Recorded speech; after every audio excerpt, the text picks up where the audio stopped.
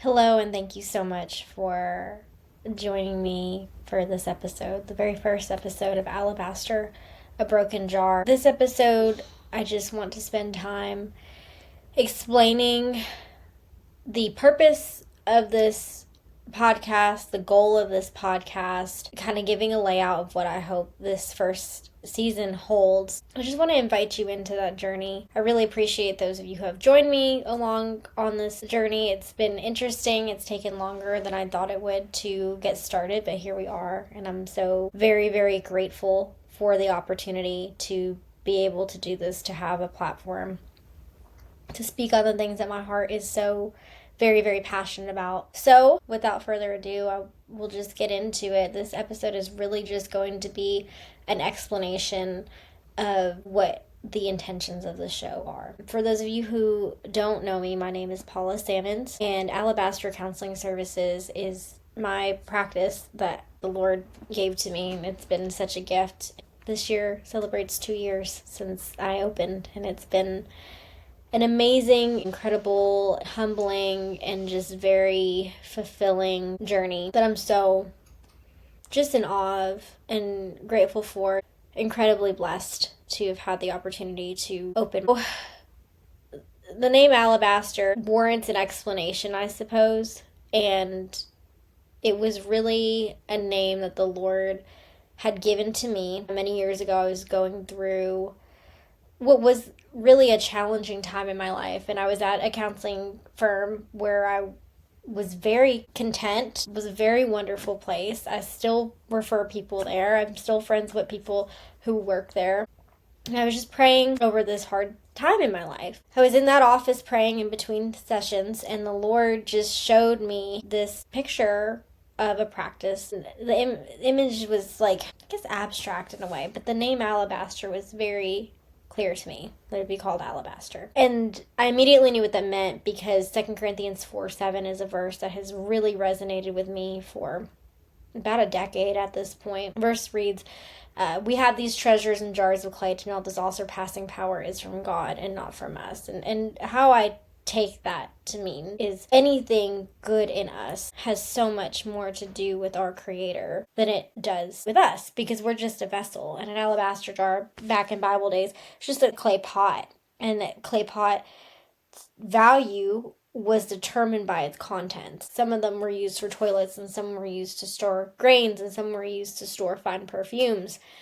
And I want my vessel, who I am, my being, to store the Holy Spirit. And I want that to seep out of me in how I do counseling and how I do speaking engagements and how I do podcasts and how I am a wife and how I raise my kids in every area of my life. That's what I want to be evident, because who I am in my flesh is nothing worth writing home about, I guess is the best way to put it. So this journey, this practice, I've seen that. Like, I've seen God's hand in it. I've seen him use it, and I'm so grateful. So that's my hope for this podcast. So this is called Alabaster, a Broken Jar. And how I kind of picture that, if you've seen my logo, it's just a clay jar with cracks in it. And my hope is that in my brokenness and in my weakness and in my cracks and me being vulnerable with some of the details of my story in this podcast as we go along in this journey, you will see God's strength, because where I have been so weak and so broken and devastated by what, life sometimes throws at us, his presence has been ever beautiful and ever present in my life. And I could not be more astounded and more aware of how beautiful he is in the midst of our ugly, and how whole he is in the midst of our broken, and how strong he is in the midst of our weakness. And I could go on and on and on, but I think you get the point. So that gives you some understanding of my heart and my passion behind what I do, and a little bit about how I do it, but perhaps not a lot of detail. Really, what's been on my mind is counseling is so good. It's such a good tool, it's a good resource, but it's not necessarily readily available to everybody. It is quite an investment of time, of money, of resources, of commitment. It just requires a lot of us to really participate in and go fully into a therapeutic relationship committing to that and going on the healing journey. It really, it's a big endeavor. It's good, but it doesn't practically work for everybody. Not everybody has 45 minutes a week to go drive across town and sit in an office and pay X amount of money and then do all the therapy homework, and it could be a lot. Or maybe you've wanted to see a therapist and you just don't know what to expect. So maybe watching these podcasts or listening to these podcasts gives you an idea of what some of us are like and what to expect and what that might look like and feel like and be like, and just give you understanding. But more than anything, I just want this to be a resource. This does not replace therapy. This is not as beneficial as therapy because it's not uniquely tailored to your individual needs, but it is resources, and that's what it's intended to be. This is just intended to be like a mental health little refresher. Maybe if you're in therapy, this is something you do in between sessions, keep you in a good headspace, just checking those emotional health boxes, finding a way to connect. Maybe you have no desire to do traditional therapy, but you're curious about mental health, or maybe you want to go see a therapist, but you're scared, and that's okay. So get your feet wet a little bit with this podcast. I do want to stress, I am a therapist. I'm a marriage and family therapist. I have my master's degree from Liberty University in marriage and family therapy. It's very, very similar to being a licensed practicing therapist counselor, LPC, MFT, or kind of, and then you have your LCSWs. It's not really necessary to get into the minuscule differences in all of those in terms of what therapy practice looks like. The only thing that's really different from a marriage and family therapist to a LPC would be we have like a family systems background applied to a lot of our theories, but the way we can treat and diagnose is the same. So I am temporary licensed at this point in time. My hope and prayer is that I am fully licensed before the end of this calendar year. I am working very hard on that. I've got one more board I need to take and a few more supervision hours I need to do, which you have to have so many hours of supervision in the state of Tennessee to be fully licensed, and that is where I'm practicing. So with a temporary license, I've been able to acquire my practice. Right now it's fully virtual. That's been a really interesting transition. That's been really good and beneficial in ways I didn't expect it to be. It's been a blessing. So, this is just another way for me to do something in the mental health field and community that's different than sitting and doing talk therapy. So that being said, I'll give you a little bit more background on maybe what I specialize in and what my passions are, and also my belief of what therapy is. So I think it's very important to say, like, there are so many therapy theories. There are so many things that could be the purpose and mission behind how and why a person practices. And we're all individual people, and this field is all theories, and who we are and what we believe and our worldview and our experiences all kind of cumulatively make up how we practice. So I can tell you how I practice and what my beliefs are, and you could ask 5 different therapists and probably get 5 different answers. And I hope to have therapists who don't practice the same way I do and don't necessarily have the same beliefs or worldviews or perspectives that I have. Just because we do things differently doesn't mean that we're both not doing good work. So I think it's very important to have differing perspectives and points of view. So me as the host, I think it's important at least that I disclose to you my beliefs and background and how I specifically practice therapy. So I always tell my clients I'm both biblical and clinical. So my degree is clinical from a Christian university, and so it's not, I'm not a pastoral therapist. I'm not, in a ministry, a typical traditional ministry-based therapy. So what I mean by that is I put an emphasis on clinical care, mental health treatment. I believe that therapy is made up primarily of 2 components, right? Psychology and philosophy. Philosophy would tell us who we are supposed to be. Psychology tells us who we are. The Bible tells us who God is, who we're supposed to be, and who we are. So if you pair both of those together right there at that very basis, I think they pair beautifully. I think they build very nicely. So I say that to say I'm clinical and I'm biblical in my approach, and I will be clinical and I will be biblical in how I run the show. I think different areas of life, God points us in different directions for healing. And I think that he very much uses the clinical understanding for therapeutic purposes. I fully believe that. I adhere to that. I'm grateful for it.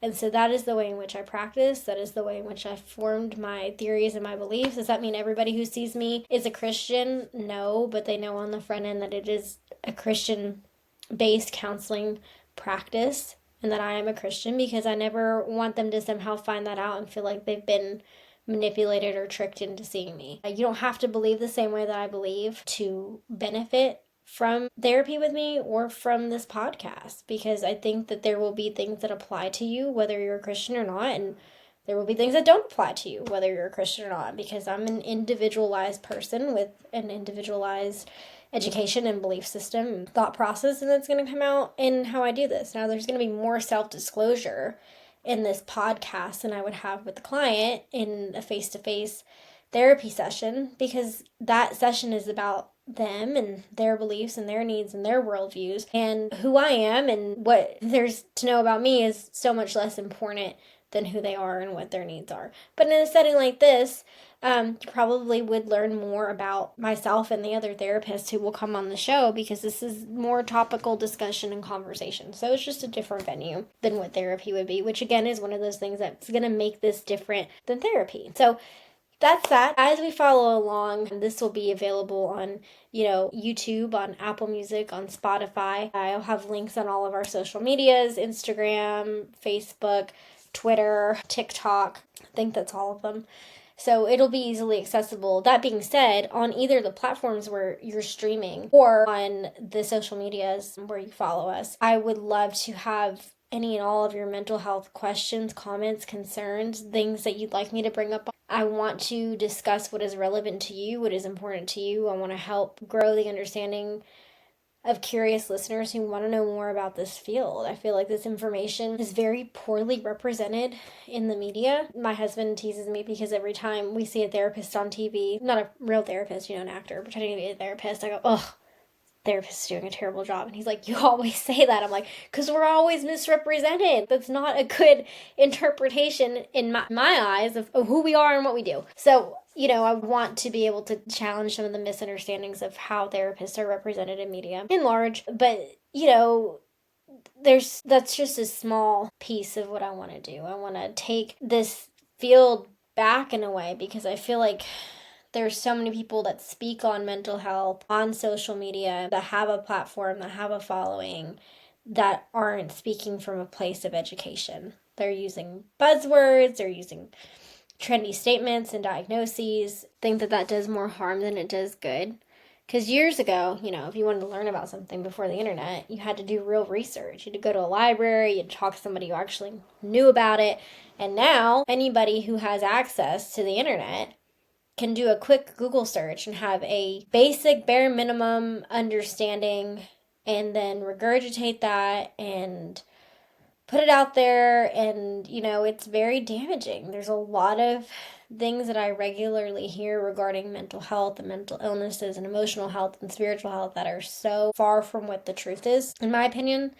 And I really want to do a good job of giving information that is research based and accurate. It's not to say that I'm the most skilled or qualified therapist in the world. I'm definitely not. There's a lot of therapists I try to surround myself with that are so much more educated than I am and much better at what they do than what I do, and I have so much to learn from them. But I take this field very seriously, and I'm very passionate about it, and it's important to me to do a good job of clearly representing this field, the benefits of it, and the need for mental health help, and for people to know that they are worthy and they are important and they are cared for and they're loved and their life has value and things can get better and they do get better, and this is maybe some of the things we can do to make it get better.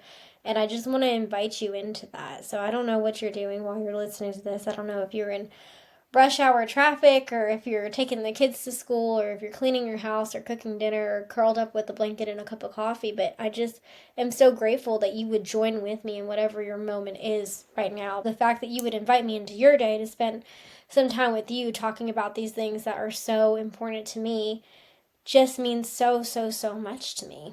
So tonight's topic is very loose. I don't have like a structured topic. Moving forward, I will. Each episode will have its own very kind of like specific topic. And then in that somewhere, I will also be answering questions I received. Today, I've got some questions I'd like to answer. So this will just give you an idea of my approach to mental health, emotional health, spiritual health, and how I would answer these questions. So they're random. They're different questions people have sent in. Maybe some will apply to you. Maybe some won't. Maybe they'll apply to somebody you know. You can share it with them. I think are just some really good questions, and I'm really excited to answer some of them and chat about them further. And in the future, as I have guests, it'll be really interesting to hear differing perspectives from myself and my co-host, like where we have similar approaches to answering these things and where they're different and where we can learn and grow together from that. So I'm very excited for this. The first question I'm going to answer tonight is, why is there such a stigma around mental health and how can we as a community break it? Oh, I think that's so good. I don't know why there's a stigma, but there's been one for a long time. And I think there's less of one now than there was, but in some circles there still is. And it's interesting to me because this is why it doesn't make sense cognitively. If you're sick, you go to a doctor. Nobody says, oh, you shouldn't go get treatment for your illness. It's, yeah, you should go get treatment for your illness. And there's no shame or embarrassment most of the time in being sick. But with our mental health, it's different for some reason. But to me, dealing with depression or anxiety or anything else any other mental health symptom you could be dealing with is really no different than being physically ill. So why we put the stigma on it, I don't know. I think there's misunderstandings perhaps of what it means to have mental health issues. There was a negative connotation associated with that years ago, historically, where people were really mistreated for having mental health issues. And there's probably just some culturally embedded fear from that.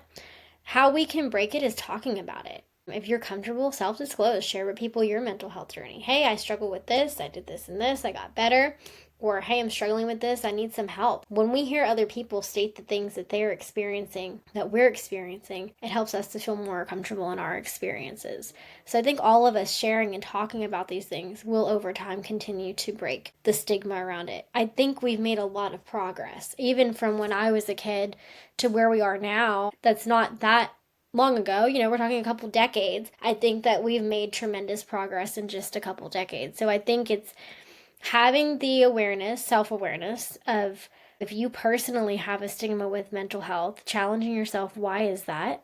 Is that based in truth? Is that based in assumption? Is that based in fear? Identify that, challenge it, and then break it for yourself. And as you break it for yourself, you will inspire others, I believe. So it's going to be all of us doing our part to break that stigma. Awareness is our best friend in this. And there is no shame in mental health issues. And I really think therapists need to be in therapy. I've been in therapy on and off most of my adult life. And I don't think there's anybody who is beyond benefiting from mental health help and resources. So it's just something that we as a community need to become more comfortable in talking about. So that's our first question, and it was a good first one. I'm really excited to have been able to answer that. Here's another one. When do most people know and realize that they have a mental health illness? So I think that's really a case by case. A lot of times with my clients, sometimes it's when somebody else points it out to them. We all like to think we're pretty self-aware, but everybody has blind spots. So oftentimes it's somebody else saying, hey, I'm worried about you, or hey, you don't seem like yourself, or you're doing this and this and this, and that's not typical of your character. A lot of times it could be somebody close to us pointing it out. Markers for ourselves, like things to be aware of, are pattern changes. Anytime there's a pattern change, a habit change, an emotional change, that's what we need to pay attention to. And, getting to know ourselves and being in touch with ourselves is really helpful. If you're not sure, if you're struggling with something and you think you may be, just a quick tip is something you can do is keep a journal of your emotions each day. If you're struggling to either identify, write 3 emotions, not all your emotions. Journal 3 emotions each day. If you're struggling to identify your emotions, if they're all primarily negative emotions, if they're kind of redundant, if you don't feel like you have any emotions, those would be tells that there could be something going on. Ask somebody that you feel safe with if they see the signs as well. Just not feeling like ourselves. Just like when we're physically ill and we feel unwell, mental health is a lot of the same. feeling anxious, feeling down, feeling numb, feeling detached from other people, those sorts of things. Personality disorders, they're a little bit harder to self-identify. That's really going to be something that people around us are going to notice things. If you're having hallucinations, you may not realize that they're hallucinations. If you're paranoid, you may not realize that you're paranoid. Sometimes those sorts of things are more likely to be pointed out by other people, but more common symptoms that we all tend to see. You can have depression, depressive moments and depressive seasons of life without having clinical depression. Same with anxiety, same with anger. You can have these negative thoughts and feelings without having an illness necessarily, but it's still really important to identify them and treat them. Just figuring out what that looks like for you. So that's going to be an individualized experience, but those are the things that I would say that you look for. So if you're concerned about yourself, ask somebody that you know and trust, somebody you're close to. Ask a mental health professional, schedule an appointment with a therapist if you can, want to, willing to, or a doctor. They can help you figure out. But a lot of times it's just not quite feeling like ourselves, and that's the same really with physical health. It's going to be similar tells, honestly. Emotional and mental versus physical aches and pains. You're looking for emotional aches and pains. So that was a good question. Another one. How do your physical health relate to your mental health? That's a really, really good one. I think it's one of those things where it's like, what came first, the chicken or the egg? If we're physically unhealthy in some way, whether it's chronic or acute, you go, okay, am I emotionally unwell because of the physical illness, or has the physical illness, mental stress caused the physical illness? So we don't know really. It depends on the person. It depends on their experience, but there is definitely a tie to things. I myself have had some physical health issues that, though they are physical health issues, when I'm stressed out, when I'm anxious, when I'm feeling depressed, they're much, much worse. And to the same end, when the physical health issues are worse, I'm likely to be more depressed, more stressed out, more anxious. And so those things can kind of fuel each other. We don't always know what caused what and what happened first. Some people do, depending on what the diagnosis is and what's going on. But there is very much a tie to it. And a lot of how I do therapy is holistic care, because I believe that you're a whole person, right? You're a mind, you're a body, your soul. And so all of that is tied together. So if one aspect of your being is out of alignment, I believe your whole existence is going to be out of alignment. We don't necessarily have to know what came first, right? But it's important to treat both. It's important to take both really seriously. But there is definitely, from my perspective, a tie to them together. Absolutely. 100%. So this is a great question. What changes should you make in your diet and lifestyle habits to help? I think that's going to be person by person, but I'm not a dietitian and I can't speak to specifically like what your physical health needs are, but I will say the small sustainable changes. So for example, if you want to be more active, it is probably not the best idea to say, I'm going to work out for 1 hour, 7 days a week. You might be able to do that for a few days. You may be able to do that for a few weeks, but that's not sustainable. What would be better to do would be, I'm going to walk 20 minutes 2 nights a week, 3 nights a week. Start small and build from there. Small sustainable changes lead to long-lasting changed behavior. It's like any other habit in your life. You want to do something that fits into your life well. Same with dietary changes. These crash diets, they're sustainable for a time, and some people can do them long term. I'm not saying this is for everybody, but as a generalization, in large, statistically speaking, these really strict diets, cleanses, whatever, are not made to be sustainable. You will burn out on them more than likely. It's just not something that fits into a typical life and agenda and schedule. So again, it's going to be those small changes. If you're unhappy that the food that you're eating are not a good source of fuel for you and you're feeling sluggish or run down, make one small change. Cut out sodas for a week. See how that makes you feel. Or don't eat right before bed for a week. See if that makes a difference. Again, it's going to be small changes and then you build onto them. Like maybe you cut out the sodas 1 week and then the next week you start going for walks, or the next month you start going for walks. But it's about small changes. So identifying your physical health and well-being, identifying your mental health is so important. And if you're lacking with the ability to kind of see those things within yourself, a therapist can very well help you identify those things within yourself, can help you identify the things in your life that are causing you either physical, mental, spiritual stress, and can help you determine your goals for yourself to change some of those behaviors. It's not an overnight process, right? Like, it's not, if I could wave a magic wand and like just change people's lives, one, I'd be out of business because everybody would be better and wouldn't need therapy, which would be good. I'd want everybody to be healed, don't get me wrong. But it just doesn't work that way. You know what I mean?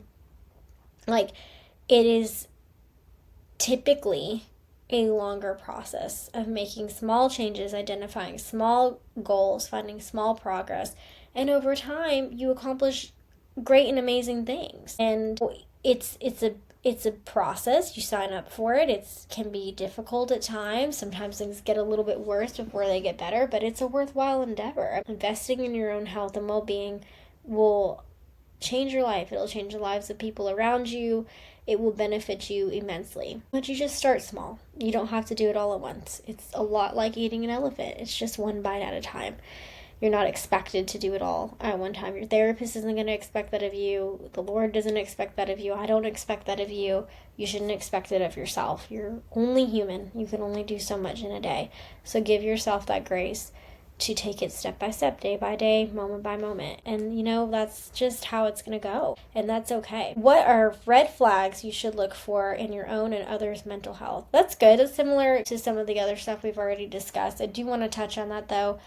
One of the biggest things is people withdrawing. That's a really big thing. If somebody seems withdrawn, if they seem sluggish, if they seem just not themselves, that's a good time to check in. And best case scenario, you're wrong and they're fine. But I don't think anybody's going to be offended by you simply checking on them. Hey, you didn't seem like yourself at work today. Just checking in. Are you feeling okay? You were on my mind. I just wanted to touch base with you.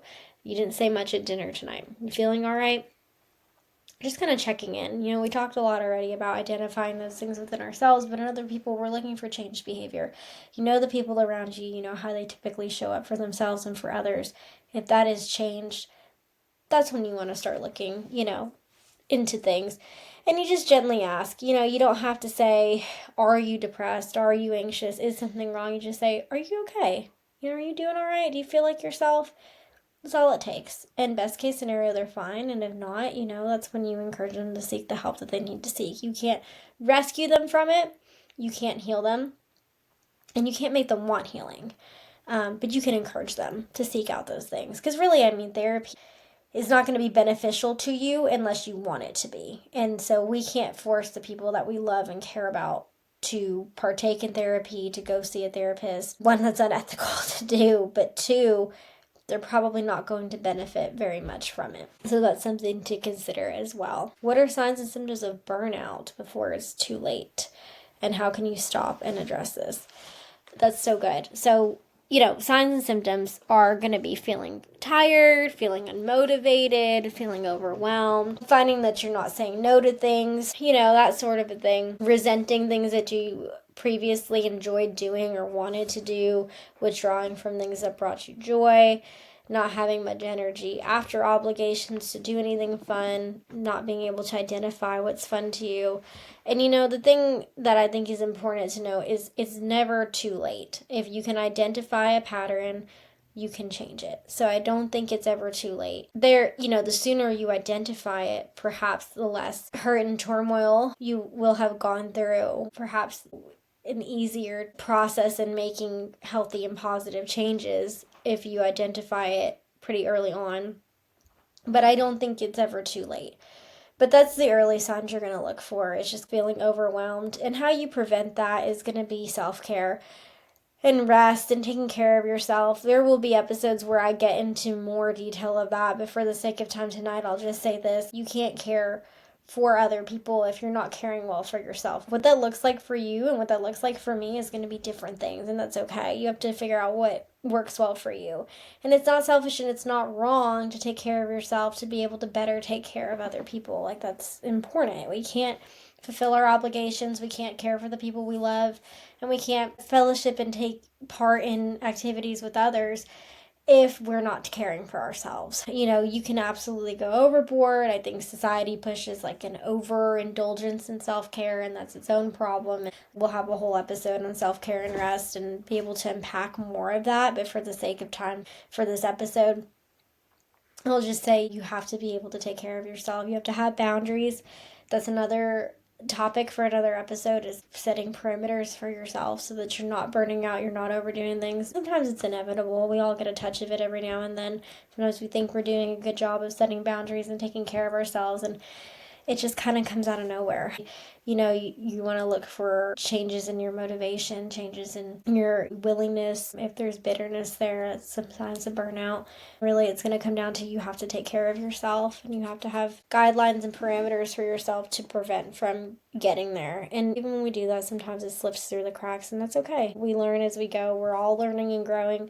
I don't believe that ever stops in life. That's all the questions I'm going to answer. Thank you so much for tuning in. I really appreciate all the love and support I have received already with this little dream of mine. This is one of those passion projects where it's like, will it amount to anything? I really don't know. But if I never try, I'm going to regret that I haven't tried. And if nothing else, I'm going to learn more along the way because it's going to hold me to a standard to continue to educate myself, to hold myself to a standard of passion and knowing and understanding these things so that I can speak on them well. Next episode, I'm very, very excited. I'm actually going to have my dad on the show. He is a pastor. And he has ran several ministries over the course of his life. His name is Paul Sammons, and he's a wonderful man. Very, very honored to sit with him. And the reason for having him is in a lot of the questions I got were very heavily spiritually influenced. I think having a pastor and a therapist on together, we'll be able to kind of come at it from two different perspectives and have some conversations regarding those questions. Excited to answer those questions. Very excited to have my dad on, listen to what he's doing, have him share a little bit about his podcast and what he's got going on, and very just honored and privileged to experience that with him. So I thank you very much for tuning in. It's been an honor to sit with you on my very first episode of the show. I do hope you'll continue to listen. I do hope that you will share with your friends and family if something's resonated with you. If you have a question for me, you can reach me on my website, alabastercounseling.net. There is a contact section there. You can fill out the little box and it immediately sends to me. My telephone number is listed there. You are welcome to text me directly. You're welcome to email me directly, and I would be happy to answer your questions. You can also follow me on Alabaster Counseling on Facebook and Instagram, and you can reach me there as well. So thank you again for tuning in to Alabaster, a Broken Jar. This does not in any way replace or benefit you more than therapy does, but it is a resource, and I appreciate you utilizing it, and I hope that we get to sit together next week. Take care. God bless.